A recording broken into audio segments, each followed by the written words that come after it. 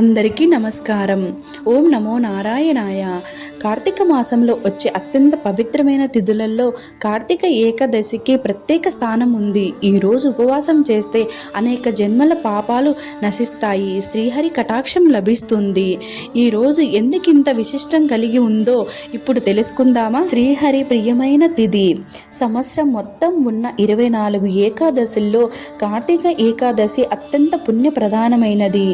ఈరోజు ఉపవాసం చేస్తే అనంతమైన పుణ్యం, అన్ని పాపాలు నివృత్తి కలుగుతాయి. పూర్వ గ్రంథాలు చెబుతున్నాయి విష్ణువు అవతారంలో సంబంధం. ఇదే రోజున భగవానుడు కొన్ని అవతారాలు గ్రహించి ఈరోజు అన్ని పురాణాల్లో సూచనలు ఉన్నాయి.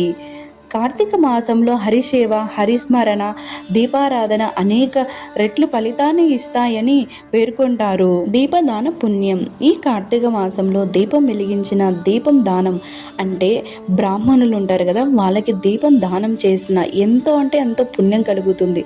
ఈ కార్తీకంలో దీపం వెలిగించడం ప్రత్యేకంగా ఏకాదశి రాత్రి అశ్వమేధ యోగ ఫలితాన్ని సమానమైన పుణ్యం ఇస్తుంది. ఉపవాసం జపం ఫలితం ఇస్తుంది.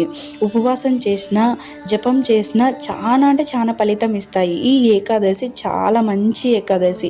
ఈరోజు ఉపవాసం చేసిన విష్ణునామ సహస్రనామము ఓం నమో నారాయణాయ జపం చేస్తారో వారికి అష్ట ఐశ్వర్యాలు మరియు శాంతి, ఆరోగ్యం లభిస్తున్నాయి. ఈ కార్తీక మాసంలో పితృదేవతలకు శాంతి చేసినా కానీ చాలా ఫలితం వస్తుంది. ఈరోజు చేసిన పుణ్యాన్ని పితృదేవతలకు అర్పించిన వారి అతి శ్రేయస్సు కలుగుతుంది. కార్తీక మాసంలో ఏకాదశి ఎందుకు ప్రత్యేకం?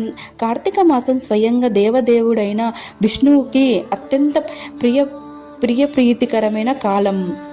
ఈ మాసంలో చేసిన ఓ చిన్న పూజ అయిన జపమైన దీపారాధన కూడా కోట్లు రెట్లు ఫలితాన్ని ఇస్తుందని శ్రీమాదేవి భాగవతం చెప్తుంది. ఓం నమో నారాయణాయ. ఈ వీడియో మీకు నచ్చినట్టయితే please like, share, subscribe. Thank you for watching.